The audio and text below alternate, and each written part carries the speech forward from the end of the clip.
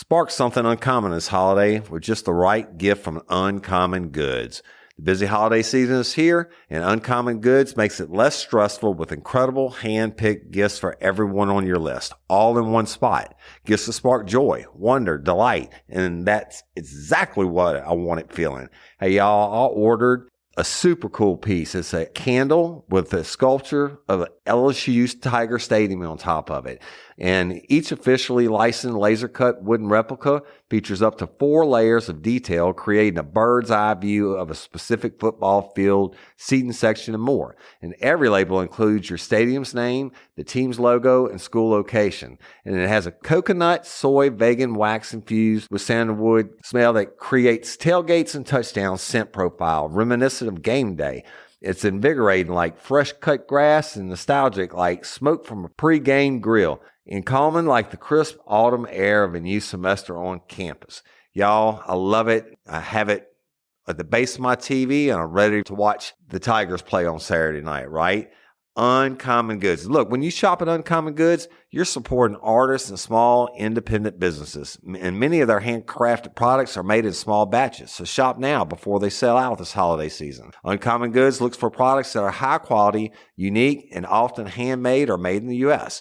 They have the most meaningful, out of the ordinary gifts anywhere. They even have gifts you can personalize. From holiday hosts and hostess gift to the coolest finds for kids, to hits for everyone from the book lovers to diehard sports fans. Uncommon Goods has something for everyone, not the same old selections you can just find anywhere. And with every purchase you make at Uncommon Goods, they give $1 to a nonprofit partner of your choice. They've donated more than $3 million to date. So to get 15% off your next gift, go to uncommongoods.com/RLRC. That's uncommongoods.com/RLRC for 15% off. Don't miss out on this limited time offer. Uncommon Goods, we're all out of the ordinary. Hey ladies, are you feeling overwhelmed by hormonal changes? Well, you're definitely not alone.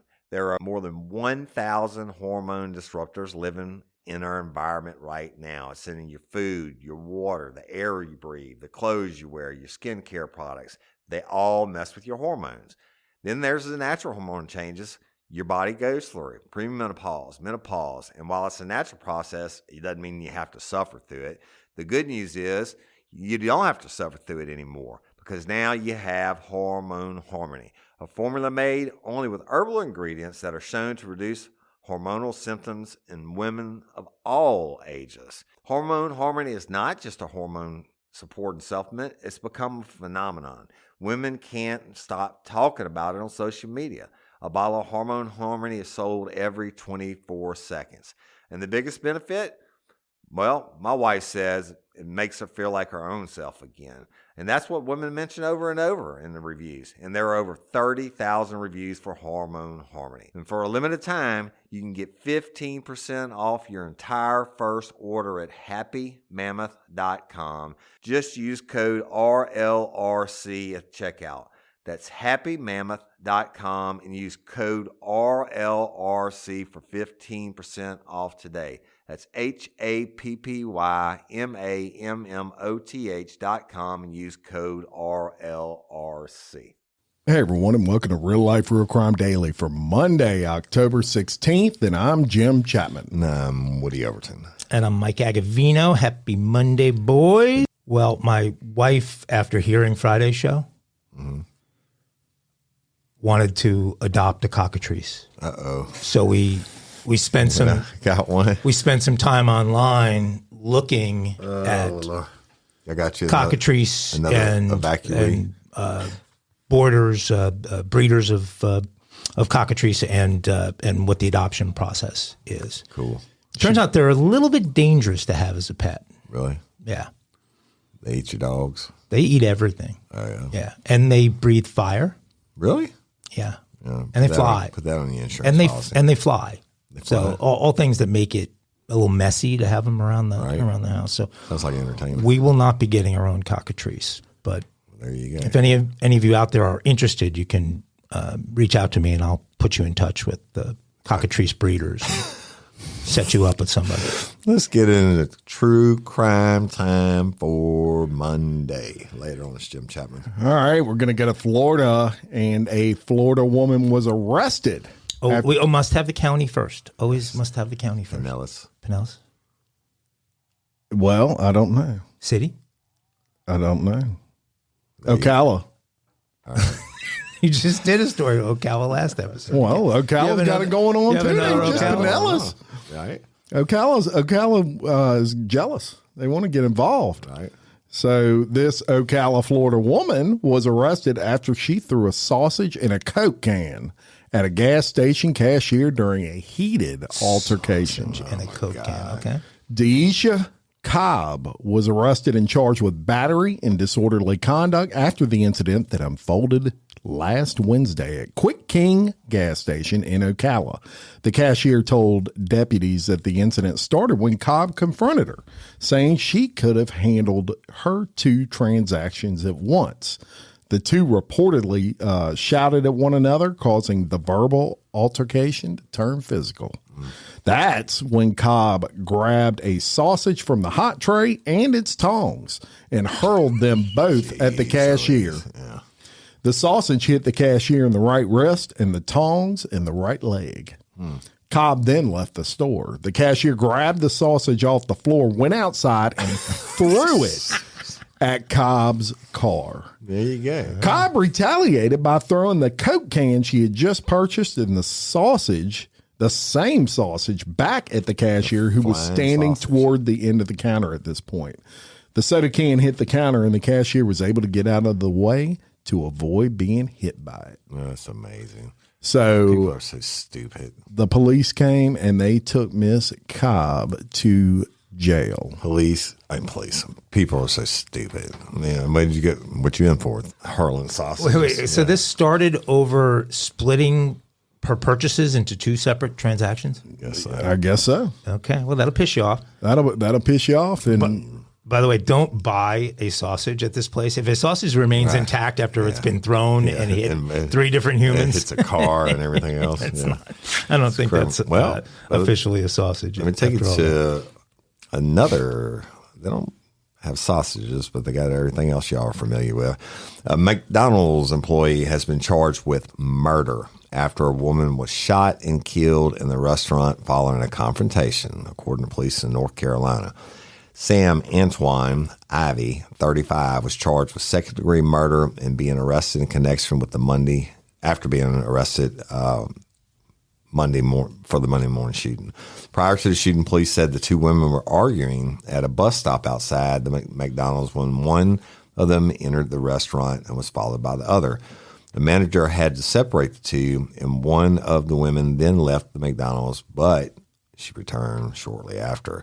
When the woman re-entered the McDonald's, she reached out and touched Sam Ivy, who then immediately shot her with a concealed handgun. There you go. Realizing what he had done, Ivy then fled the scene. The woman was identified as Jacqueline Marie Reed of Johnson City, Tennessee, and police said Ivy was arrested at an elementary school after the school's resource officer recognized him as a parent of a student. Police don't believe Ivy intended to harm anyone at the school, and the shooting at McDonald's was considered an isolated incident. And Ivy was charged possession of a firearm by a felon, smart, and is being held without bond, right? So there you go. She touched him? She left. And she came back So it gets broken up. She leaves. She comes back in. Nothing about a weapon. She just touched him. And he pulled a gun and killed her. Hate that for her. I'm going to tell you something. If I'm a McDonald's manager, I'm not getting in between anybody. They don't pay you enough. Call 911. I hate that she got killed. And this convicted felon in possession of a firearm. And he's packing while he's there at work. They didn't say he was working. They were out at a bus stop, and they got in an argument. It entered the McDonald's. Manager tried to separate them, and she left, came back in, touched him, and he killed her. Seems like a good time to go to Philadelphia, doesn't it? Mm-hmm. After those 2. You said they're going to try to outlaw the brotherly shove now?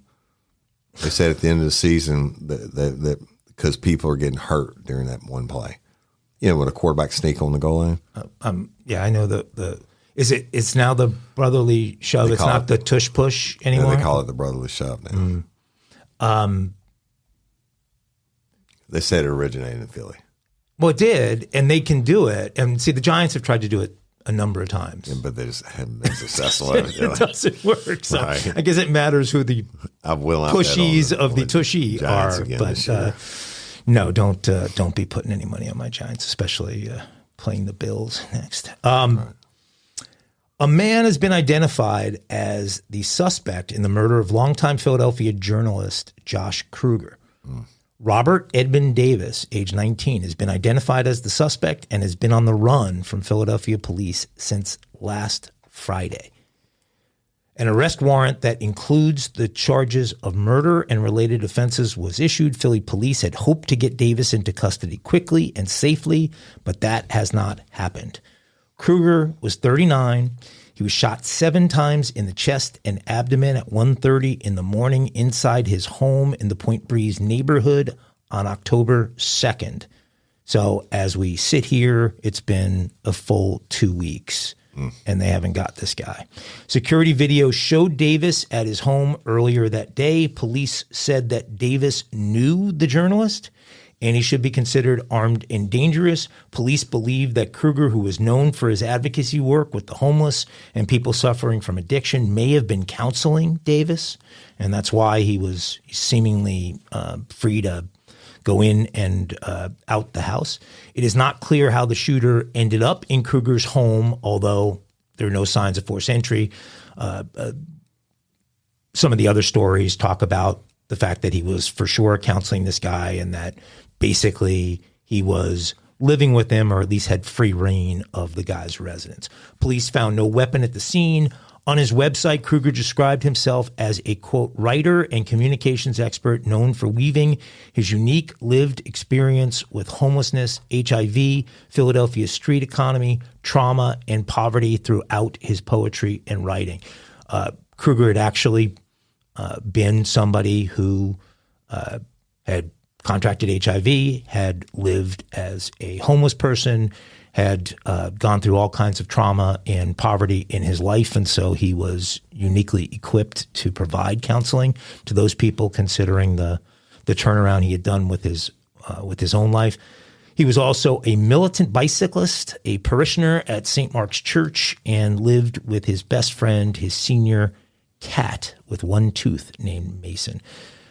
In a statement, Mayor Jim Kenney said that he was shocked and saddened by Kruger's death. He cared deeply about our city and its residents, which was evident in his public service and writing. Our administration was fortunate to call him a colleague, and our prayers are with everyone who knew him. This guy was, by all accounts, a terrific person who had done a lot of good in a city that needs a lot of people like him and got taken out here. So let's hope another tragedy. Let's hope they find Mr. Robert Edmund Davis soon. It's been 2 weeks, as I said. We're going to bring you a little closer to home and, well, a lot closer to home in Louisiana. And actually, this is a unbelievable story that, there's going to be a lot more to come. A woman sentenced to life in prison for her involvement in a rape case involving disgraced Sheriff's Deputy Dennis Perkins will get a new trial after an appeals court overturned her conviction. The Louisiana First Circuit ordered that Melanie Curtin, who was convicted of aggravated rape and video voyeurism in 2021, be given another chance in court. She is now currently released on bond, $350,000 bond, and is wearing an ankle bracelet. The appellate court's decision cited evidence admitted into the original trial that unfairly prejudiced Curtin, including videos depicting sex in a dressing room and a photo showing Curtin with an unknown man. The appeals court ruled that the trial court improperly excluded evidence related to the victim, who was married to Dennis Perkins at the time of the assault in 2014. That excluded evidence includes a video depicting the victim performing sex acts while a friend watched, and her history of faking or feigning sleep while sexually engaging with Perkins. The Louisiana Attorney General's office, who prosecuted the case, is expected to appeal the ruling. Curtin was arrested in the wake of the bombshell revelation in 2019 that Livingston Parish Sheriff's Deputy Dennis Perkins and his wife Cynthia, who was a school teacher, were booked for child sex crime. Dennis married Cynthia after splitting from his previous wife, who was the victim of the 2014 case that landed Curtin in prison. The victim testified she was drinking with Curtin and Perkins and woke up the next morning with a hangover but no memory of what happened. A defense attorney claimed Curtin was drugged at the time of the rape in which she allegedly participated, but no evidence was gathered that could verify that assertion. Dennis and Cynthia Perkins took plea deals for their charges within the past year. Dennis was sentenced to 100 years in prison and Cynthia to 41 years. So essentially, and to wrap that all up, Melanie Curtin, who had a life sentence, is now out. Well, you know that I know trial. This case intimately, and I covered it on Real Life, Real Crime Original. Denny and I came up together, Uniform Patrol, SRT, detectives, and all that before I went to state police. Melanie, at one time, was my real estate agent and a friend, and we used to hang together and everything else. Here's the deal. And somebody messed about this last night. They were saying Melanie got too much time. No. Denny took a plea 100 plus years. Cynthia took a plea 40 years. Why? Because they didn't want to take the chance of going to trial on the aggravated rape charge, because it's life without. That's the only thing. The judge has no leeway in sentencing. They have to sentence you to life without the possibility of parole. She rolled the dice and she got found guilty. Now, they can take out whatever they want to. There's still a 17-minute video, and they can say that girl, has a history of faking being asleep or whatever. The 17-minute video when Denny and Melanie Curtin took turns raping this girl and the things they did to her, there's no way a person could feign being asleep when these things were done. So they're going to retry her, and prediction is pain for Melanie Curtin. So I don't know. It's a lot. Sounds like a lot of wasted taxpayer dollars there. It's a lot of bad stuff. A federal appeals court on Monday upheld a ruling delaying this week's scheduled execution of a Texas inmate for fatally shooting an 80-year-old woman more than 2 decades ago. Jedediah Murphy, 48, has been set to receive a lethal injection Tuesday evening at the state penitentiary in Huntsville for the October 2000 death of Bertie Lee Cunningham during a carjacking in a Dallas suburb.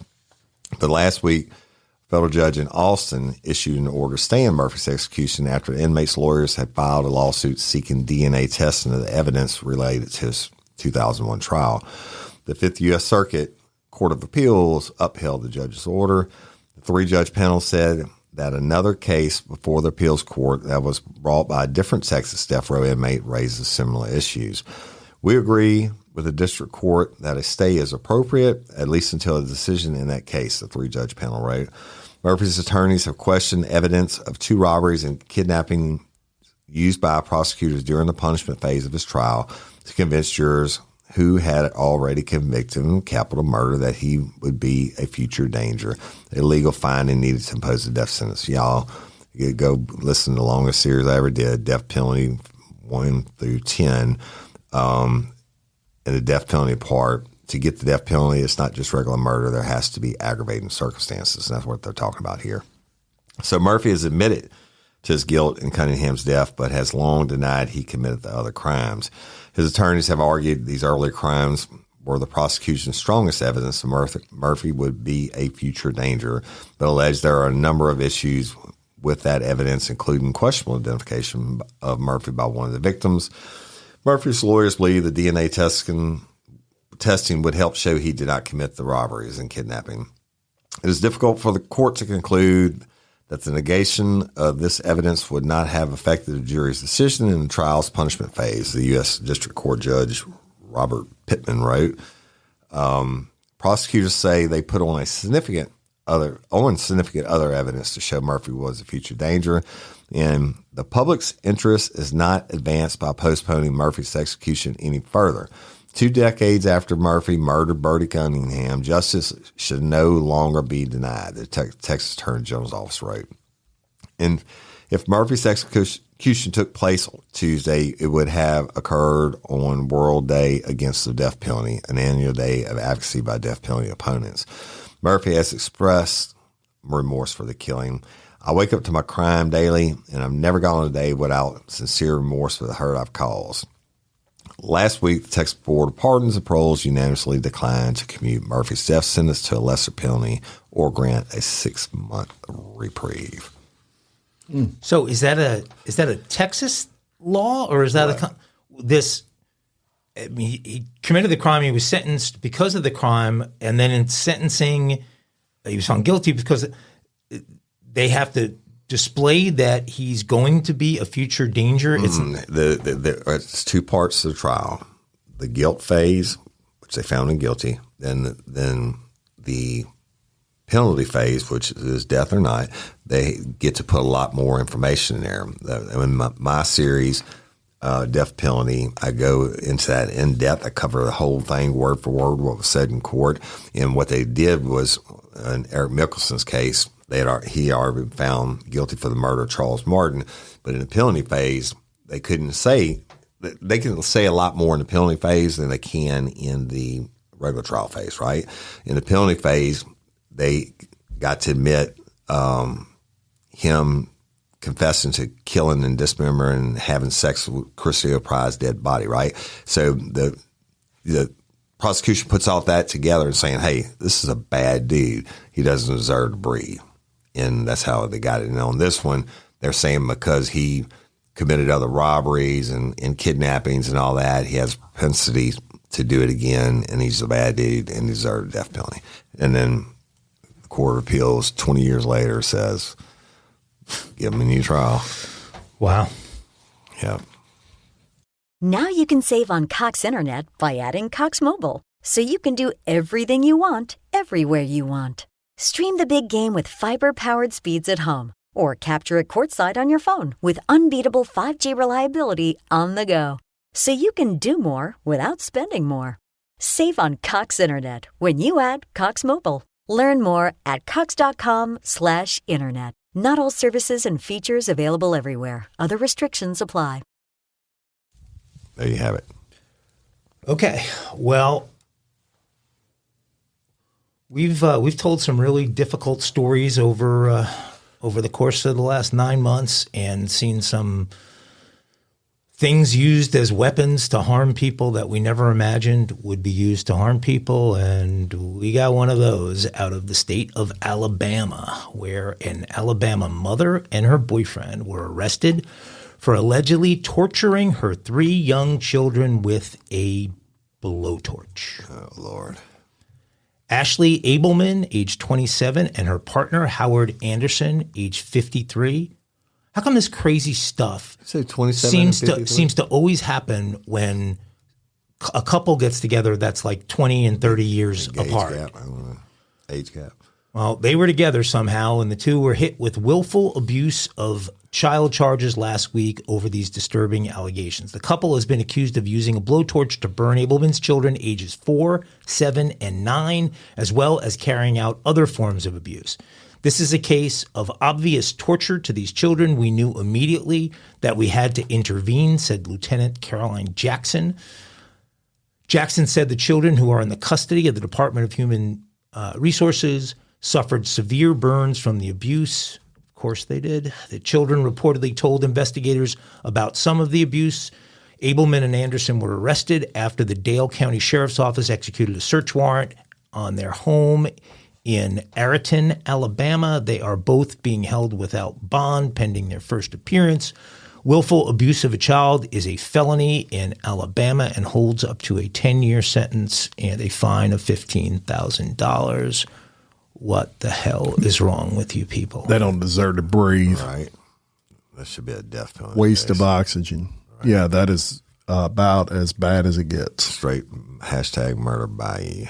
Well, the kids should get a blowtorch each while the parents are tied up and get some revenge. In what world is that okay? It's not. It's awful. I don't even think that would be okay in hell. Well, we'll lighten it up, and we're going to talk about mimosas. Mimosas. Guaranteed headache. That's Lori Johnson's favorite drink. Is it really? Yep. Yeah. She loves them. She's listening right now. Hey, Lori. Shout out, Lori. You Johnson. can't drink one of those after like 3 o'clock in the afternoon. She likes her brunch. Feel like chit after that. Well, we're going to talk about that. And I don't know if any of you listeners out there have ever gotten sick at brunch from Bottomless mimosas. It could cost you a hefty fee at some restaurants in San Francisco, California now. Several eateries in San Francisco have adopted a new policy of charging a $50 cleanup fee for anyone. Hey, y'all. Changing my wardrobe from summer to fall, it's never easy. Luckily, Quince offers timeless and high-quality items I adore, ensuring my wardrobe stays fresh and I don't blow my budget. And there's nothing easier than going to Quince and choosing these high-quality items, like cashmere sweaters from $50, pants for every occasion, washable silk tops, and so much more. The best part?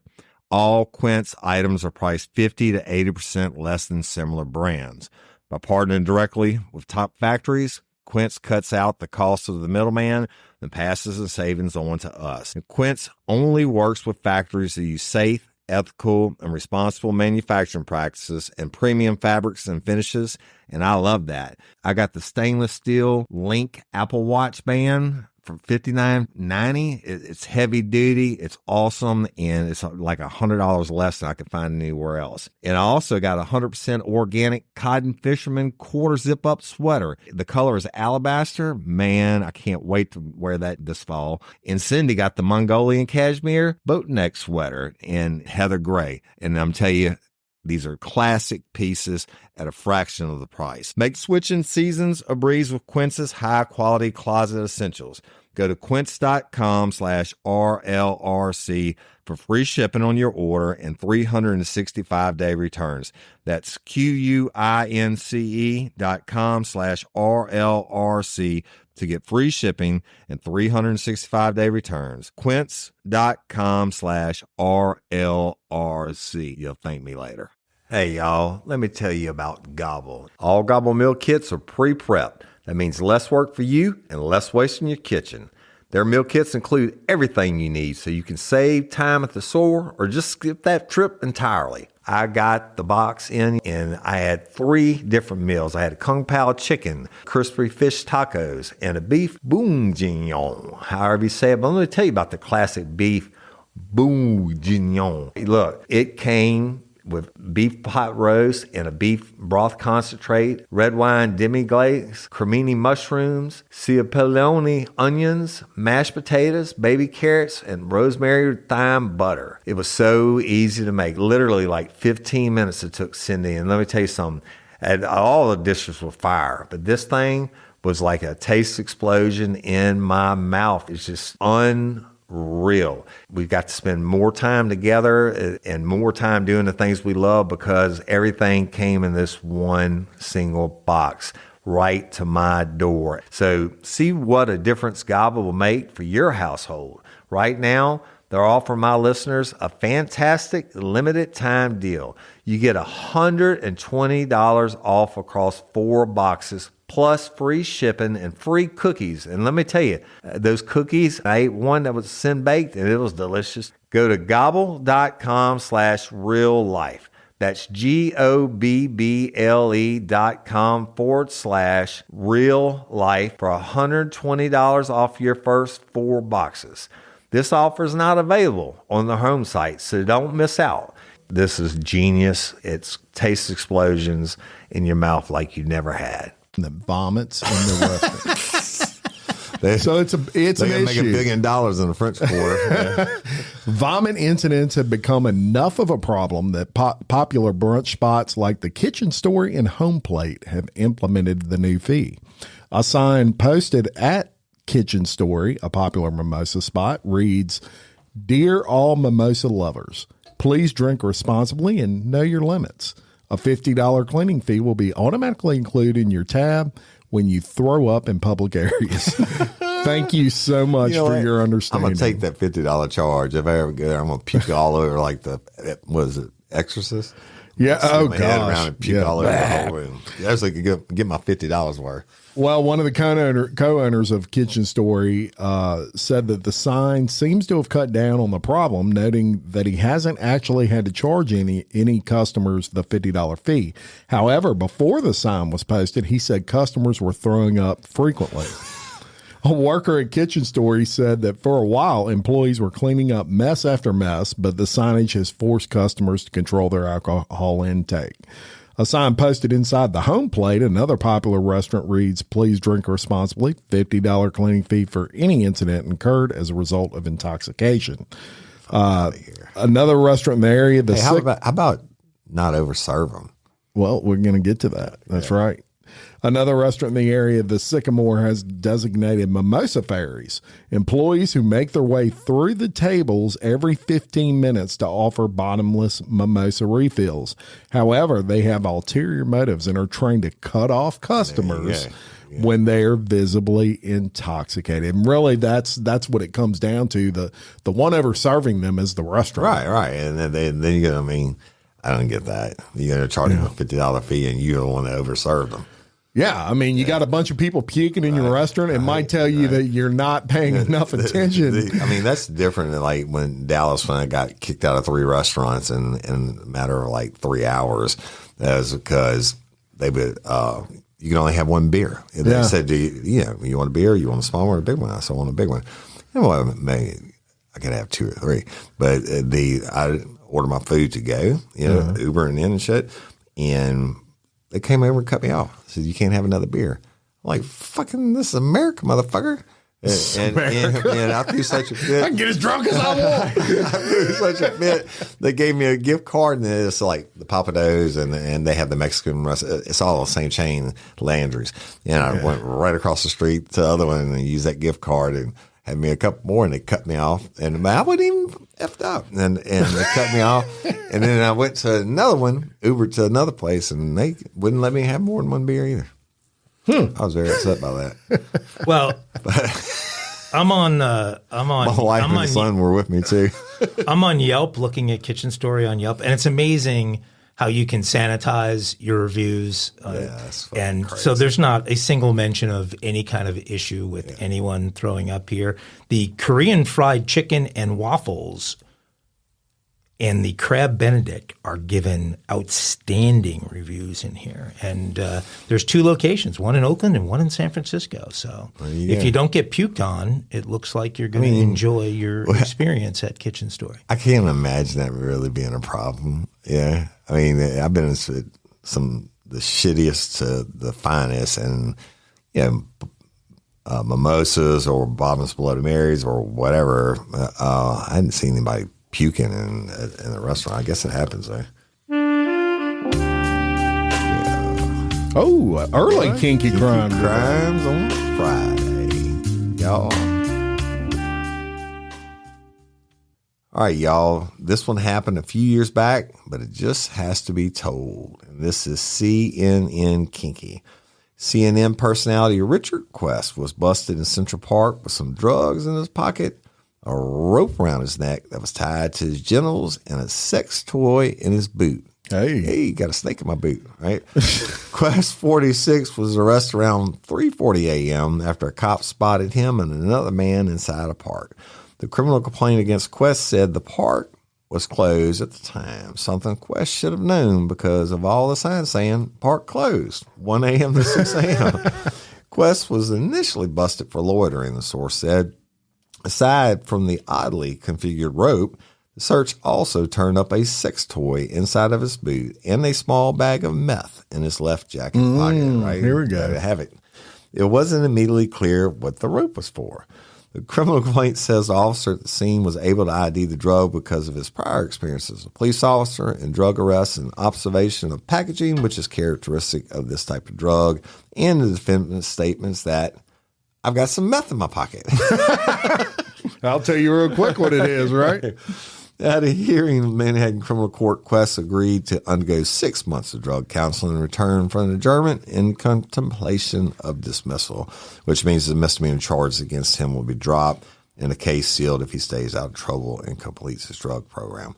Well, we don't know if he successfully completed it or not, but that rope was tied around his neck and to his genitals. What the heck? What? I mean, why are you doing that? What? It made me cringe. Unless every time he takes a step, it tugs him or something. It might be one of those that likes that pain. No, I know who this guy is. Did you know he? Did you know he was? I can confirm my whereabouts on that night and clear myself. But the same thing about the other dude. But they put him back on the air after. I mean, he became the financial. I wouldn't know because I hadn't watched CNN in 30 years. Quest means business. Have you ever heard of that show? That's his show on CNN. I've heard it. He meant business, all right. A rope around your balls. Boy, that's and a sex toy. That's a lot of stuff for somebody to look past and put you back on the television. I mean, that's it. I got meth in my pocket. That's it. And a root in my boot. And a rope around the neck. Lord. Wasn't clear what the rope was around the neck and then tied to his genitals. Yeah. It was. Yeah. So every time he lifted his head, it squeezed his nuts. That's nuts. Yeah, literally nuts. And then the sex. That's your kinky crimes for Friday. Well, Mike Googles the shit out of it. Can't believe you're the favorite person on CNN. Rope tied to your nuts.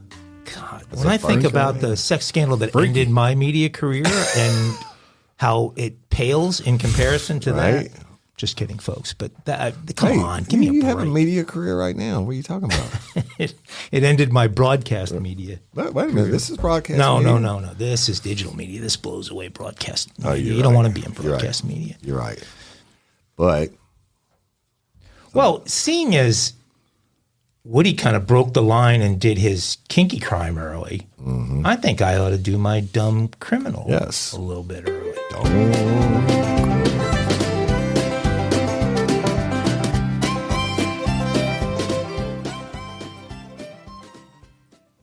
And where else but Pinellas County, Florida, can you find dumb criminals of this type?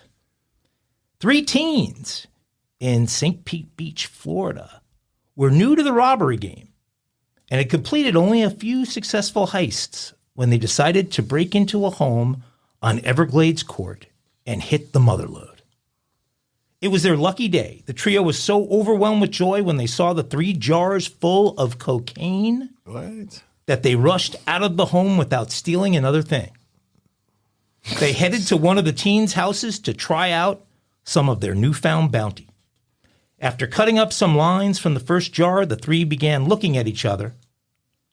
The taste was wrong. They felt no buzz. And they all started coughing. Oh, Lord. That's when they knew that what they'd stolen wasn't coke. But what was it? The next day, one of the boys was watching local news with his mother when the sad elderly woman was interviewed about the strange robbery that had taken place at her home, and that the only items taken were 3 urns containing the remains of her cremated husband and her beloved schnauzers. Oh, my God. The boys felt so guilty about what they'd done that they decided to return the urns a few days later, not realizing that the woman had had a security company come out and install a surveillance system just one day prior. That first boy's mother was shocked when she saw her son's face on the news the next day, but not so shocked when officers came ringing her new video doorbell days later. Holy smokes. Wow. Seriously.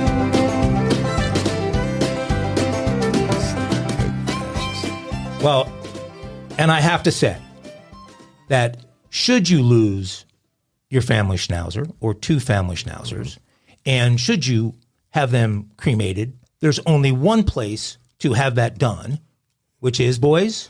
Parish Forensics, Louisiana Pet Crematory. Louisiana Pet Crematory. And if you have it done by them, you're going to have a beautiful urn, Jim. Right. Absolutely. And if someone broke in to the Chapman household, they wouldn't confuse the Louisiana pet crematory urn that your lovely pet is in for a bunch of cocaine. If they break into, let me tell you this: if they broke into my house and touched that urn, they're gonna need parish forensics. Yeah, they're gonna need that because Wendy's gonna tie a rope around their nuts and pull them off. Well, there you go. You would have multiple opportunities to go visit Roy and the two Kristens and Broussard, and see the American flag up in Broussard. But seriously, that is a ridiculous group of dumb teen criminals. It's not like the McDonald's lawsuit where somebody was getting handed a hot cup of coffee and they burned themselves and they got $1 million. Roy Provost and the Kristens don't have to label their urns. Right. Although they will put your pet's name on it. This is not cocaine. I'm saying that now the McDonald's coffee cups say caution hot. Yeah. They don't have to label the urn saying caution. No, you would know. Does not looking at cocaine. Right. And I wonder what the urns in St. Pete actually said on them, because usually, I would think they would say something on them, but then again, not everyone can provide the kind of service that Louisiana Pet Crematory provides. So, folks, just like for us, at some point, your family pet is gonna be 6 feet under. Yeah, all of us. Those folks can help you out. There you go. LAPetCrematory.com. Rest easy. I don't want to get sanctioned. Right. You can now take off that belt and move freely around the cabin. All right, it's Mile High on Monday, and a man has been handcuffed and pulled off a flight by police after he exposed himself to a young traveler at a U.S. airport. The alleged lewd act happened while waiting to board a Frontier Airlines flight to Florida from Atlanta International Airport. Man, all kinds of stuff going down in Atlanta. Major Kelly Collier from the City of Atlanta Police Department said Andre Gallinine had been caught on video exposing himself while looking at an unknown young traveler. Another traveler who saw this unknown traveler acting suspiciously began to record him. While recording him, he exposed himself. The suspect was able to board the flight to Fort Lauderdale, Florida, and went on with his trip. But police tracked his travel and were there to arrest him when he landed in Atlanta. Police body camera footage showed officers boarding the packed flight, handcuffing him, and escorting him off the flight as passengers looked on. Having only the video with no other information, officers and investigators did an outstanding job of identifying the suspect. The suspect had previous dealings with law enforcement for similar acts and were hopeful this time things are put in place to change his behavior. As to why police did not stop the suspect from boarding the flight to Florida, the woman who recorded what she thought was suspicious behavior did not know the act had occurred until she played the footage back. Right. She then reported it to police, and he was charged with public indecency. I hope they bumped every what the hell is wrong with people? I hope they skull dragged him off the plane. Yeah, that's skull dragged. That's just crazy. You expose yourself. They nakedly skull dragged him off the plane on a plane where other people. Whether they can see or not, it's horrible. But obviously, it was so in public that someone was able to video it. Right. So that's just sick. To a kid. It's also Frontier where they charge you like $25 extra for something like that happening on the flight. I don't know. What was the airline last week that we'd never heard of? That you had a story I'd on? seen it Avery before, or Ivory or something like that? I can't remember anything. Well, let's go somewhere we have rarely gone. The state of Vermont has one of the lowest murder rates of any U.S. state, with less than 1 in 100,000 people murdered annually. For contrast, Louisiana, which is near the top of the rankings, has about 20 in 100,000 people murdered each year. So 20 times the murder rate of Vermont. But murders do happen in Vermont, and this one is pretty shocking. A retired university dean was found shot in the head on a hiking trail near the Vermont State University's Castleton campus, where she had worked for years. The police are searching for clues to help lead them to whoever killed the beloved educator. Her name was Honoree Fleming. Kind of a cool name, Honoree. I've never heard that as a first name. A retired dean of education at the university and wife of Pulitzer Prize-winning author Ron Powers is believed to have entered the trail near campus around 4 p.m. Yes, Ron Powers, who wrote... As opposed to... No relation to Kenny. No, he's not. He's not related to Kenny. Okay, we're gonna have to get it together because this is a really sad story. It is. But I'll tell you about the husband, who's a famous writer who was not in Eastbound and Down or whatever that's called. What is that called? Eastbound and Down. Yeah, right. It was the ecstasy, not the chicken wings.